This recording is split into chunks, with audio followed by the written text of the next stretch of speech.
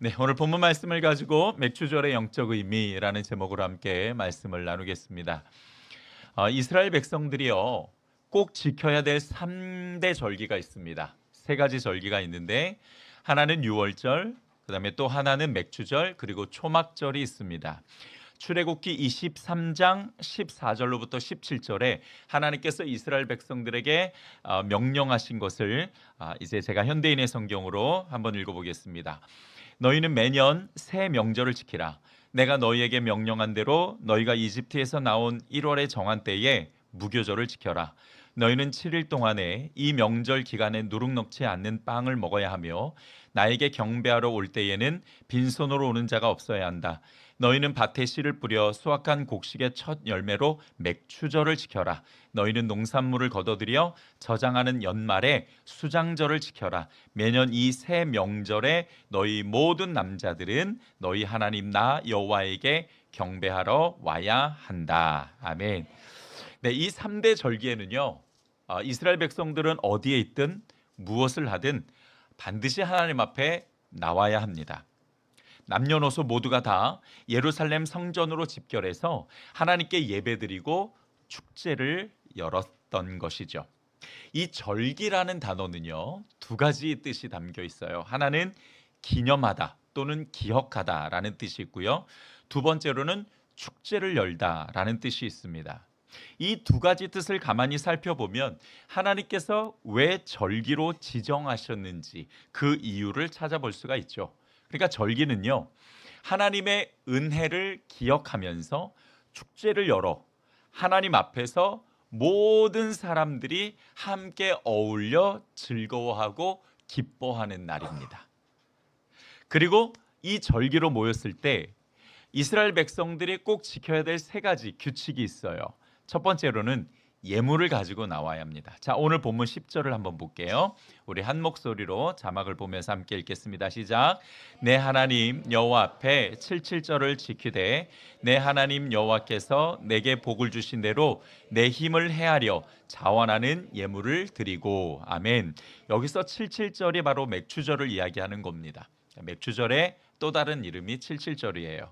하나님께서 주신 복을 따라 마음에 우러나오는 대로 예물을 준비해서 드려야 합니다. 이것이 첫 번째 이스라엘 백성들이 꼭 기억해야 될 것이고요. 뿐만 아니라 우리도 그래서 이 절기 예배를 드릴 때는 특별한 헌금을 준비해서 드리는 거죠. 자, 헌금을 드릴 때는 하나님께서 복을 주신 대로 드리는 겁니다. 많이 주셨으면 많이 드리고요. 적게 주셨으면 적게 주신 대로 그 안에서 최선을 다해서 드리면 되는 거예요. 두 번째 규칙은 뭐냐면 모든 사람과 함께 즐거워하는 것입니다. 자, 11절을 한번 볼게요. 너와 내 자녀와 노비와 내 성중에 거하는 레위인과 및 너희 중에 있는 객과 고아와 과부가 함께 내 하나님 여호와께서 그 이름을 두시려고 택하신 곳에서 내 하나님 여호와 앞에서 뭐 해라? 즐거워할지라고 말씀하고 있어요. 그러니까 절기는 누구나 상관없이 다 같이 하나님 앞에 모여가지고요, 함께 기쁨으로 즐거워하는 날이에요. 종도 이방인도 손님도 고아도 과부도요, 이날에는 모두가 다 서로 한 마음으로 교제하고 하나님 안에서 모두가 다 하나가 되는 날입니다. 어떤 사람도 소외돼서는 안 되고요. 어떤 사람도 그 마음의 상처를 입지 않아야 합니다. 모두가 다 하나님 앞에서 한 식구가 되는 날이에요. 그렇기에 이 날에는 어느 때보다도 우리가 함께 즐거운 마음과 그리고 서로 사랑하는 마음을 가지고 나와야 하는 것입니다. 그 다음에 세 번째 규칙은 뭐냐면 과거에 애굽에서 노예 생활을 했던 때를 기억하는 것입니다. 자, 12절을 한번 보죠. 너는 애굽에서 종 되었던 것을 기억하고 이 규례를 지켜 행할지니라. 여기서 이 규례는 맥추절을 이야기하는데 이 맥추절을 지킬 때에 너희가 애굽에서 종 되었던 것을 기억하라라고 말씀하세요. 자, 근데 여러분 생각해 보세요. 왜 맥추절을 지키는데 노예 생활했던 때를 기억하라고 말씀하시는 걸까요? 하나님께서 절기를 지정하신 이유도 바로 여기에 있는데요.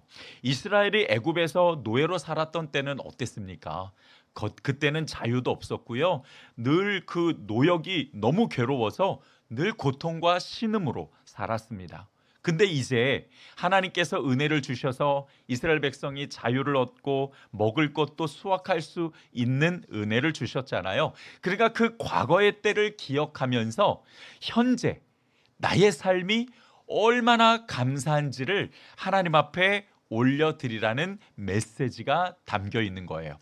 다시 말하면 이 절기는 과거를 회상하는 게 중요한 것이 아니라 그 과거의 회상을 통해 오늘을 감사로 살아가는 것. 하나님께서 그 메시지를 주시는 거예요. 그러니까 우리가 은혜를 베푸신 하나님을 기억하되 그냥 단순히 추억만 할 것이 아니라 그 기억할 은혜들을 오늘을 살아가는 데 있어서 충분히 필요한 에너지로 삼아야 한다라는 것이죠. 그래서 여러분, 절기는 단순히 그냥 추억하고 기념하고 그냥 우리가 그러려니 하고 연례 행사로 그렇게 지나가서는 안 됩니다.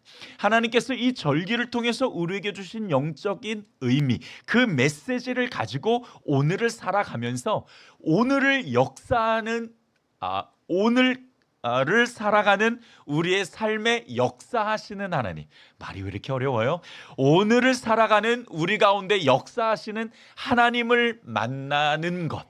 네, 그것이 바로 절기가 가지고 있는 매우 중요한 의미예요.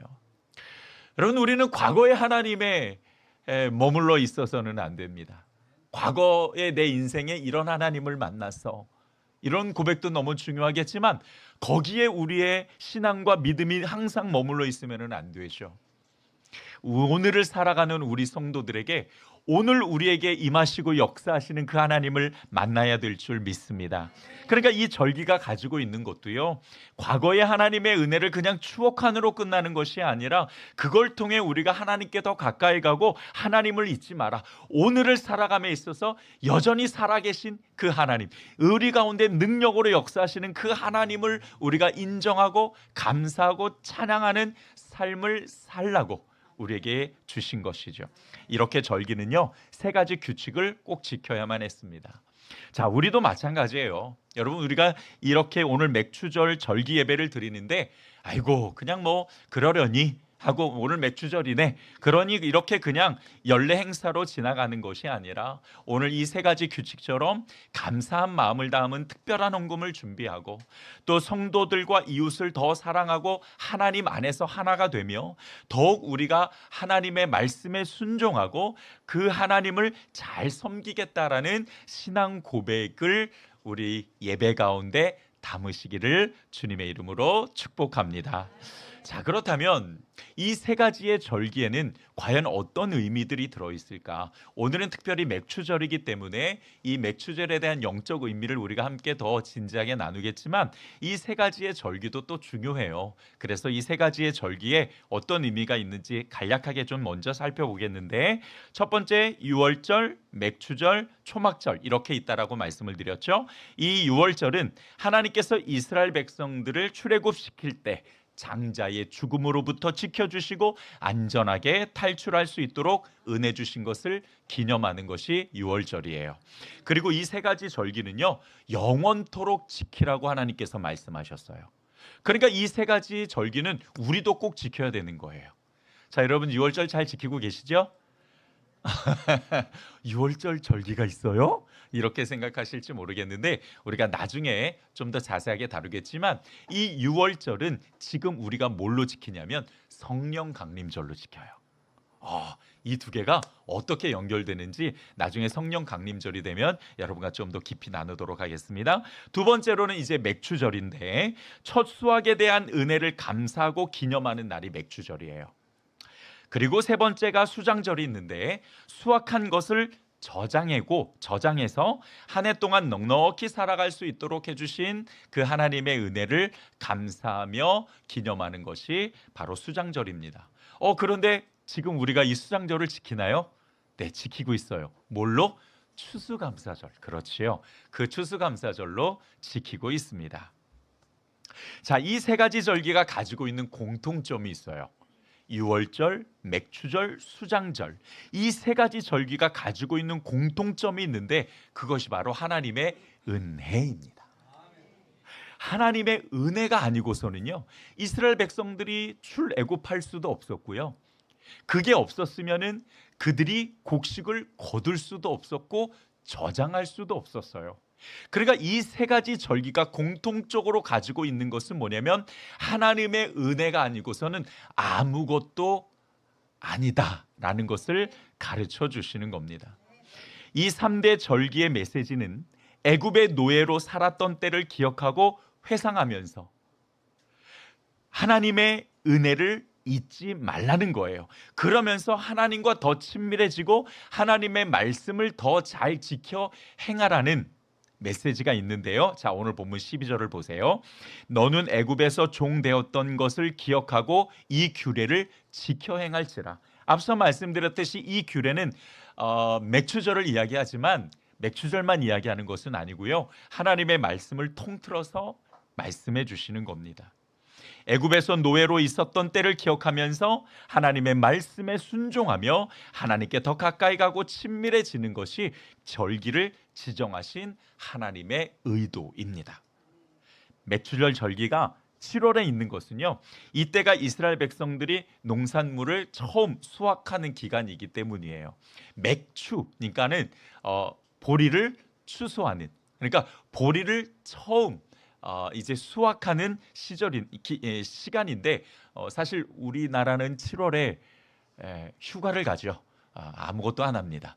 그러니까 이 7월인 우리 때와 이스라엘 때는 달라요. 하지만 그 근본적 정신은 우리가 가지고 있어야만 합니다.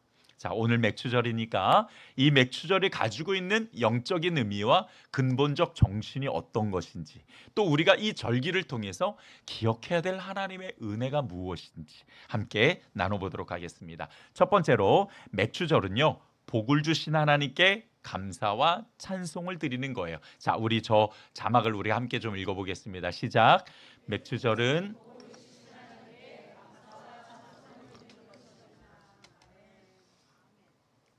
오늘 본문 10절을 보면 내 하나님 여호와께서 내게 복을 주신 대로 내 힘을 헤아려 자원하는 예물을 드리라 라고 말씀을 하세요.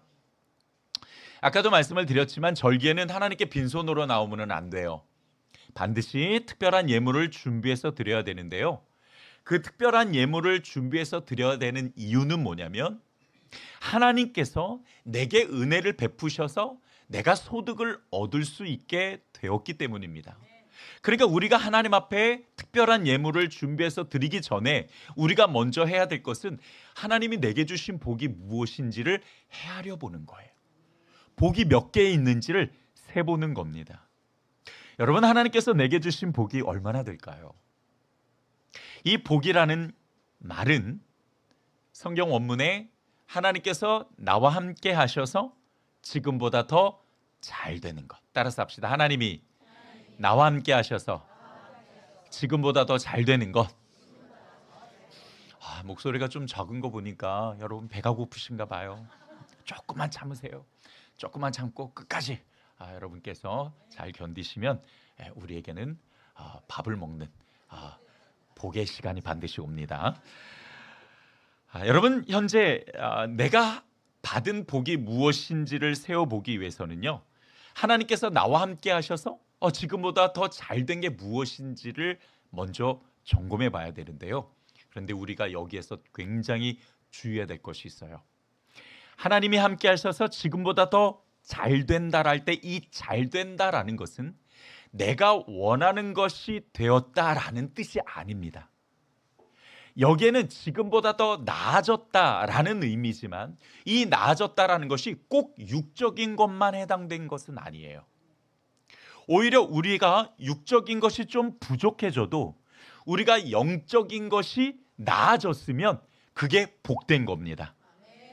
자, 아멘을 안 하시는 이유는 동의를 안 하시는 건가요, 권사님? 아니죠. 자, 다시 한번. 우리의 물질적인 것이나 우리의 육적인 것은 좀 줄어들어도 우리가 영적으로 우리가 신앙과 믿음과 하나님과의 관계가 더 친밀해졌으면 그것이 더 복된 것인 줄 믿습니다. 그걸 복됐다, 지금보다 더 나아졌다라고 이야기를 하는 거예요. 아멘. 여러분 오늘 우리 재정 2분기 발표가 있어요. 근데 이게 조금 부족해요. 보니까 제가 집사님이 보고해 주시는 걸 보니까 우리 재정이 좀 부족해요. 제가 부족한 것을 보고요. 우리 집사님한테 여러 이야기를 했습니다마는 저는 이 부족한 것을 보고 감사했어요. 근데 왜 감사해야 되는 줄 아십니까? 우리가 물질적인 것은 좀 부족해요. 그런데 우리 성도들의 믿음과 신앙이요, 우리 교회가요, 본질적으로 앞서가게 된 것을 감사했습니다. 그걸 복이라고 이야기를 하는 거예요. 우리의 주관적 시각, 우리의 인간적 시각은 대부분 물질적인 것에 맞춰져 있어요. 그러다 보니까 여러분, 물질적인 것이 부족하고 우리가 형편이 조금 부족하면은요, 내가 뭘 잘못했나? 내 하나님께서 날 치시나? 이런 생각도 하시더라고요. 여러분, 그렇지 않아요. 하나님이 우리와 함께 하셔서 지금보다 더 잘 된다 할 때 이 관점은 우리의 인간적인 관점으로 바라보면은요, 안 됩니다. 여러분 생각해 보세요. 현재 여러분의 삶에서 만족하고 계신 분 손 들어 보세요.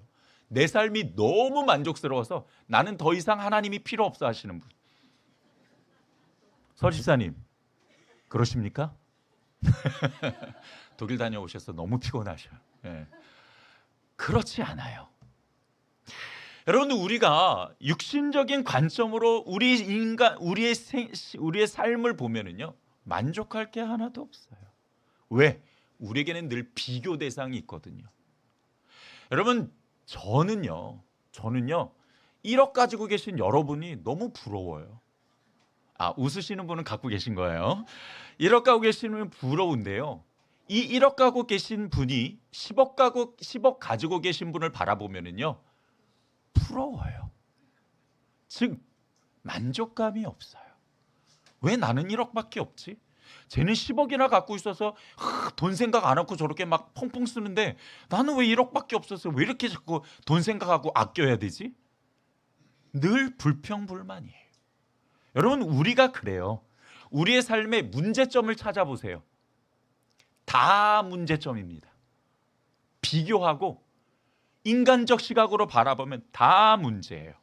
내 기준에 맞지 않으면, 내 성에 맞지 않으면 그게 다 문제라고요. 여러분, 우리는요, 걸어 다닐 수 있는 다리가 있고 걸어 다닐 수 있는 건강이 있어요. 그런데 뛸 수 없다고 한번 가정해 보겠습니다. 걸어 다니는 건 분명히 하나님이 주신 복이라고 생각하는데 뛸 수 없는 것에 초점을 맞추면은요, 문제예요, 감사해요? 문제예요. 쟤는 뛰는데 나는 못 뛰어. 그게 너무 속상해. 그러면 내 인생의 문제예요. 그러니까 우리 인생이 어느 시각으로 바라보느냐에 따라서 감사가 될 수도 있고 문제가 될 수도 있다라는 거죠. 그런데 여러분, 걷지 못하시는 분이 걸으시는 분을 보면은요, 참 저 사람 너무 좋겠다.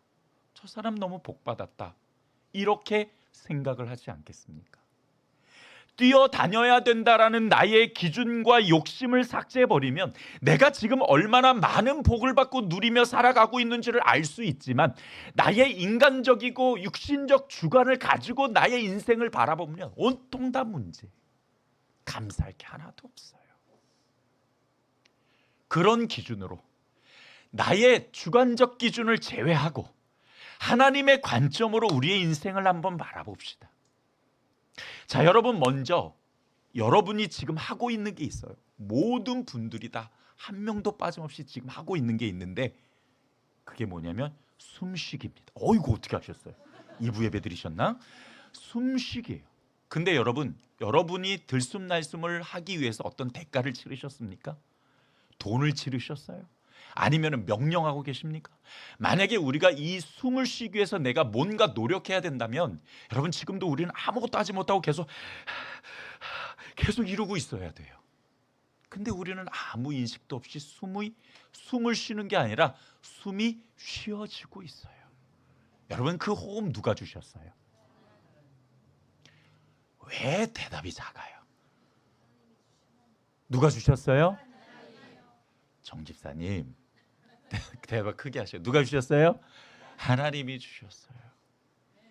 이제 맨날 자꾸 정 집사님만 공격해서 안 되겠어. 이제 다른 사람을 좀 생각을 좀 물색을 좀 해봐야 될 것 같아요. 여러분, 하나님이 이 호흡 주셨어요.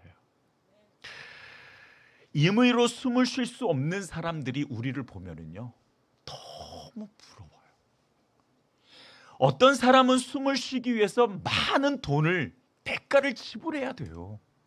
근데 우리는 대가를 지불하지 않고도, 내가 생각하지도 않았는데도 늘 숨이 쉬어지고 있어요. 얼마나 큰 은혜를 가지고 살아가고 있는지. 그리고 여러분이 일할 수 있는 건강, 여러분 그거 누가 주셨어요? 일하고 싶어도요, 건강이 없어서 하지 못하시는 분에게는 일하시는 분이 너무너무 부러워요. 우리 여기 집사님이 계시는데요, 우리 조 집사님이랑 여러 가지 이야기를 하다가 조 집사님이 저한테 그런 고백을 해요. 죄송해요, 미리 제가 말씀을 못 드려서. 우리 조 집사님이 저한테 그런 고백을 하셨어요. 아프기 전에는 잘 몰랐는데 이렇게 손 하나 올리는 거, 걸음걸이 하나하나가 그게 얼마나 소중한 것인지를 알게 되셨다라고 고백을 해주시더라고요. 제가 거짓말한 거 아니죠? 네, 그때 그렇게 말씀해 주셨어요. 참 많이 저도 동감을 했습니다. 여러분, 우리가요 지금 얼마나 많은 은혜를 누리고 있는지를 잘 몰라요. 왜 모르는지 아세요? 교만하기 때문에 모릅니다. 우리의 주관적 시각이 인간적으로 맞춰져 있기 때문에, 내 욕심의 기준이 맞춰져 있기 때문에 이 은혜를 은혜로 모르는 거예요. 여러분, 요즘 잠을 잘 못 주무시는 분이 너무 많아요. 좀 그런 분들 이야기를 들어보면 정말 잠 좀 푹 잤으면 좋겠대요. 근데 그게 잘 안 된대요. 근데 누구는 머리만 땅에 대면 그냥 자. 야, 그 비법이 뭐. 저희 아내가 저한테 그래요. 아니, 목사님 어떻게 머리를 땅에만 대면 자. 피곤해서 그래요. 자기는 피곤해도 잠이 안 온대. 잠을 잘 못 주무시는 분들한테는 잠을 잘 주무시는 분들이 그렇게 복되게 보여요. 참 복받았다. 여러분, 당장 내일 경매 떨어져서 집을 내놔야 되시는 분들한테는요, 그 집에서 편안하게 잠을 잘 수 있는 분이 그렇게 부러울 수밖에 없어요. 저 사람은 참 복받았구나. 근데 우리는 왜 이렇게 그걸 당연하다고 생각하는지 모르겠어요. 내가 말할 수 있는 입이 있고 언어가 있고, 하나님을 알고 있는 지식이 있고, 복음이 있고, 정말 우리가 말할 수 없는 많은 은혜와 복을 받았는데 어쩜 이렇게 그 은혜를 은혜로 알지 못하는지 모르겠습니다. 여러분, 우리가 지금 살아가고 있는 이 모든 환경을 하나님께서 얼마나 적절하게 조정하고 계십니까?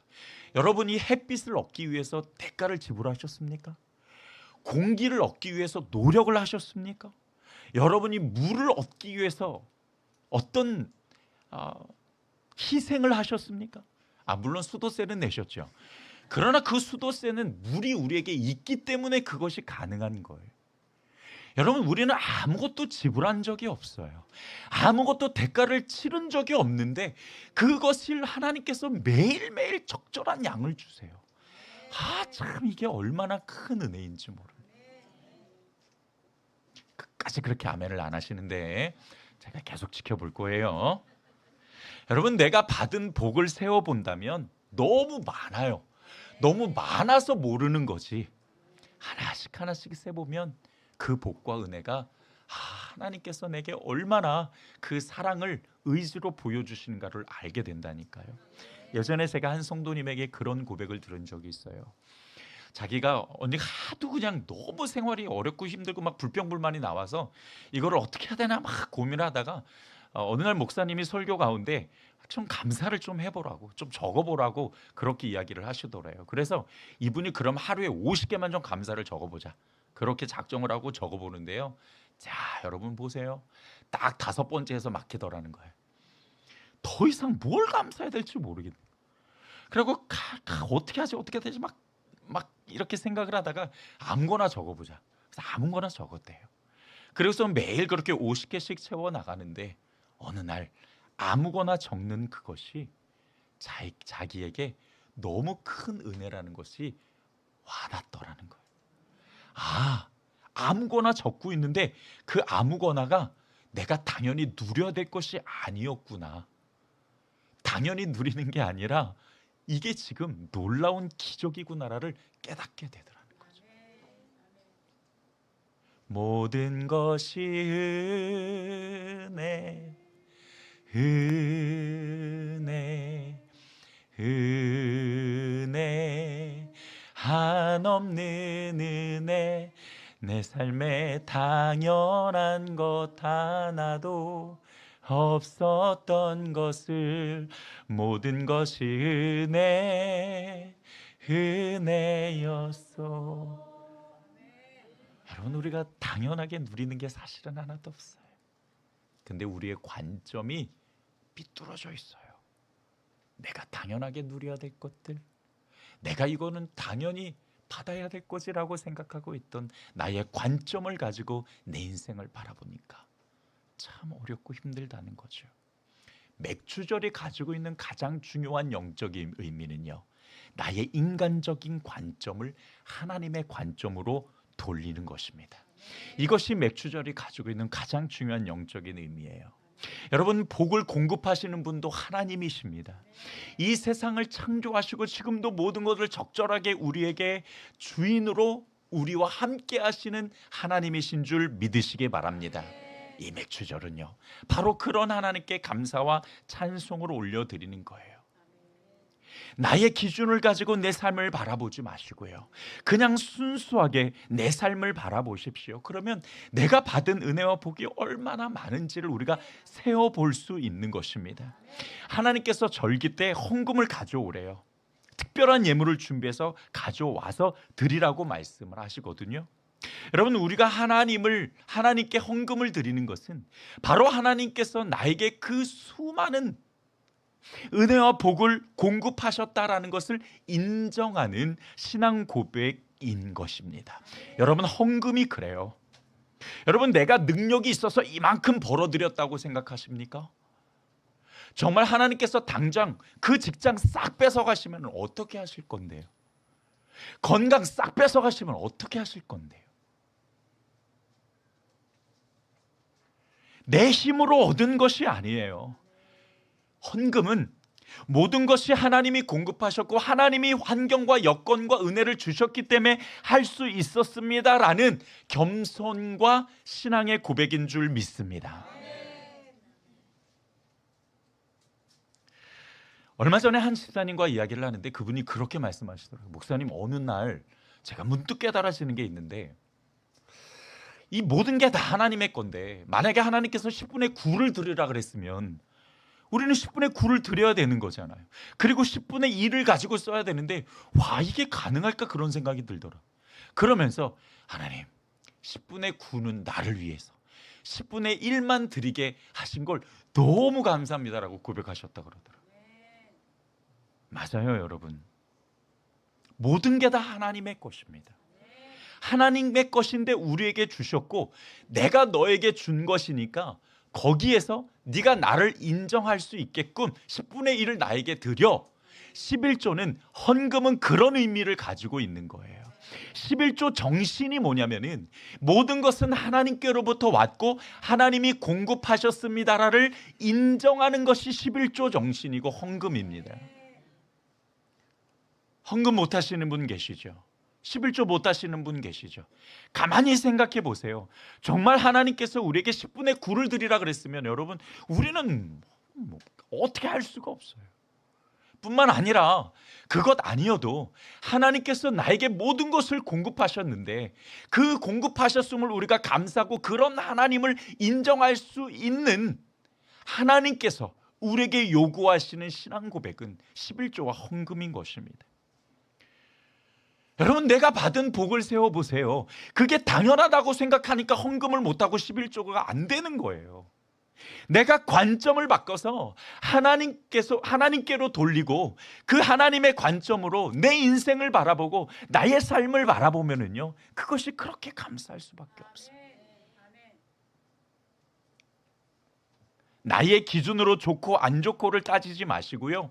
그냥 순수하게 바라보신다면 정말 많은 감사의 조건들이 있는 거예요. 그렇게 하나님이 공급해 주신 복을 감사하고 찬양할 수 있는 성도들이 되기를 주님의 이름으로 축복합니다. 두 번째로 맥추절은요, 물질의 복을 함께 나누는 의미가 있는데 11절을 보면 너와 내 자녀와 노비와 내 성중에 거하는 레위인과 민 너희 중에 있는 객과 고아와 과부가 함께 내 하나님 여호와께서 그 이름을 두시려고 택하신 곳에서 내 하나님 여호와 앞에서 뭐해라? 즐거워하라. 다시 말하면은요, 여러분, 내 것이 없다라는 거예요. 그냥 하나님 앞에서 모든 성도들이, 모든 백성들이 다 모여서 함께 좀 더 가진 자는 덜 가진 자에게 나눠주고, 덜 가진 자는 또 더 가진 자로부터 공급받아서 함께 기뻐하고 즐거워하는 것이 이 절기의 목적이에요. 그래서 여러분, 이 절기 때는 사실 우리끼리 잘 먹고 즐거워하는 시간이 아니라 사실 우리가 좀 더 도와줘야 될 사람이 누가 있는지를 우리가 돌아보고 그 사람들을 돕는 것이 이 절기의 또 다른 영적 의미이기도 하는 거예요. 여러분, 주위를 돌아보십시오. 내가 정말 도와주어야 될 사람, 나의 필요를 원하는 사람, 나의 필요로 채워져야 될 사람이 누가 있는지를 돌아봐야 됩니다. 나에게 주신 그 물질이 참 부족하고 연약하다 할지라도 우리가 그것을 가지고 또 나눌 수 있는 것이 무엇인지를 생각해 봐야 돼요. 여러분, 제가 설교를 준비하면서 이것이 우리가 배우는 절기인데, 이 절기 때 우리끼리 그냥 이렇게 그냥 기념하고 끝날 것이 아니라 이것을 가지고 어떻게 하면 좀 더 풍요롭게 다른 사람들을 도울 수 있을까 정말 고민이 되더라고요. 그래서 올해는 저희가 맥추절을 처음 지키지만 이제 내년부터는 이 절기를 통해서 이 절기에 들어오는 그 헌금의 일부를 가지고 우리가 연약한 자들을 도울 거예요. 그래서 우리만이 아니라 어떻게든 간에 우리가 주위의 사람들과 함께 나누는 겁니다. 여러분, 지금도 해외에는요, 매일 하루 그 한 끼를 먹지 못하는 아이들이 1억 5천만 명이에요. 매년 늘고 있어요. 그런 것을 보게 되면은 참 우리가 나누어야 될 대상들이 참 많아요. 그러니까 이런 일들을 하는 어떤 굿 개입, 왜 이렇게 단어가 생각이 안 나. 요즘 여러분 제가 이래요. 앞자리 수가 바뀌면서요, 많이 바뀌었습니다. 참 겸손해지기도 많이 겸손해졌지만 말씀의 깊이도 많이 늘었지만 여러분, 단어를 까먹는 것도 많이 늘었어요. 큰일 났습니다. 굿네이버, 이런 기관을 통해서도 우리가 충분히 도울 수 있는 거예요. 그래서 우리가 이 절기가 가지고 있는 의미를 우리가 정확하게 잘 적용하는 것도 참 중요합니다. 마지막 세 번째로 맥추절은요, 하나님의 은혜와 구원을 기억하는 것입니다. 따라서 합시다. 하나님의 은혜와 구원을 기억하는 것이다. 자, 12절을 보면은 너는 애굽에서 종되었던 것을 기억하래요. 여러분, 우리가 이 절기를 통해서 기억해야 될 하나님의 은혜가 뭐냐면, 하나님께서 죄에 매여 있는 우리, 사단의 종된 우리, 죽을 수밖에 없는 우리를 예수 그리스도를 통해서 구원해 주셨습니다. 그 생명과 바꿀 수 있는 게 뭐가 있을까요? 그 은혜와 바꿀 수 있는 게 도대체 뭐가 있을까요? 하나님께서 이스라엘 백성들에게 구원을 기억하라는 것은 우리의 삶의 근원이, 우리의 삶의 목적과 시작이 어디에 있느냐는 거예요.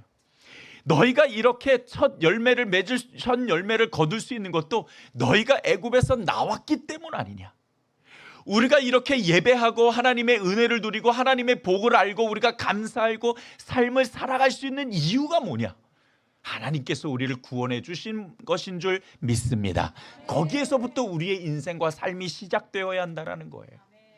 그래서 여러분, 6월절을 하나님께서 지키라고 하실 때 뭐라고 말씀하시냐면, 너희들이 출애굽한 그때, 그게 너희들한테 1월 1일이야. 즉 시작이야 라고 말씀해 주세요. 이스라엘 백성들과 하나님이 1일, 바로 6월절을 기념하는 것이었습니다. 여러분, 우리가 하나님 앞에 구원을 받은 그때가 하나님과 나와 1일이에요. 즉 다시 말하면 하나님의 구원의 삶을 새롭게 시작한 첫날이라는 거죠. 그때를 기억해라. 다시 말하면 우리가 그 하나님의 은혜를 기억해서 오늘을 살아감에 있어서 오늘을 살아가는 이유와 목적이 어디에 있느냐? 성경은 우리에게 분명히 이렇게 말씀하십니다. 다시는 너희가 너희 자신을 위해서 살지 않고 너희를 위하여 십자가에서 죽으신 예수 그리스도를 살아야 할지니라. 그 그리스도를 위해 살아가는 것, 그것이 우리의 삶의 목적이고 방향입니다. 오늘 이 맥주절을 통해서 우리가 함께 나눠야 될, 기억해야 될 세 번째 영적 의미는 그겁니다. 나의 인생의 시작은 다른 것이 아니라 바로 예수 그리스도 위에 세워졌다. 아멘. 너무 배가 고프신 거예요? 조금만 참으세요. 다 끝났어요. 예수 그리스도로부터 시작한 그 생명과 은혜, 여러분, 우리가 그것을 기억하고 우리의 삶의 방향과 목적이 바로 그리스도께 있다라는 것을 여러분 꼭 기억하시고 예수님을 따라 살아갈 수 있는 제자들이 되기를 주님의 이름으로 축복합니다. 말씀을 정리하겠습니다. 맥주절이 가지고 있는 이 영적인 세 가지 의미, 여러분 잘 기억해 주십시오. 첫 번째로는 모든 것은 하나님께로부터 왔다라는 것. 이거는 무슨 뜻이냐? 우리가 주인이 아니라는 거예요. 우리가 주인이 아니다. 교회의 재정도 마찬가지고 우리 삶의 재정도 마찬가지고 우리의 목숨의 모든 것도 다 마찬가지입니다. 누가 주인이시다? 하나님이시다. 그러면 여러분이 만약에 여러분들의 삶에 너무 염려가 되고 고민되는 건 누가 주인이기 때문에 그렇게 고민하시는 거예요? 오케이, 잘하시는구만요. 내가 주인이면 내가 고민하고 내가 걱정하는 거예요. 여러분, 걱정해서 키를 한 잔 더 하실 수 있습니까? 걱정해서 문제가 해결될 것 같으면 많이 하세요. 그러나 안 되는 거 알아요. 주인이 누구시라고요? 하나님이시라고요. 우리 교회 주인이 누구시라고요? 하나님이시라고요. 걱정하지 마세요. 하나님이시면 걱정하셔도 돼요. 책임지실 수 있으면 걱정하셔도 돼요. 그러나 그럴 수 없으면 걱정하지 마세요. 누가 책임지신다? 그래서 이 맥주절을 통해서 공급하시는 주인이 하나님이시라는 것, 그리고 우리는 이것을 가지고 이웃들과 함께 나누고, 그리고 영적인 복, 그 구원의 은혜를 기억하면서 우리의 오늘의 삶을 살아내는 것, 이것이 맥주절이 가지고 있는 세 가지 영적 의미입니다. 잘 기억하시고요. 여러분, 우리 교회가 여러분들 한 분 한 분 정말 우리가 믿음에 견고하게 세워져서 오직 그리스도의 제자로 하나님의 그 뜻을 이뤄갈 수 있는 성도들이 되기를 주님의 이름으로 축복합니다. 주님 감사합니다. 오늘 말씀을 통해서 이 맥주절이 가지고 있는 세 가지 영적 의미를 우리가 바르게 알고 하나님 앞에 온전하게 세워질 수 있도록 인도하여 주시옵소서. 예수님의 이름으로 기도드렸습니다. 아멘.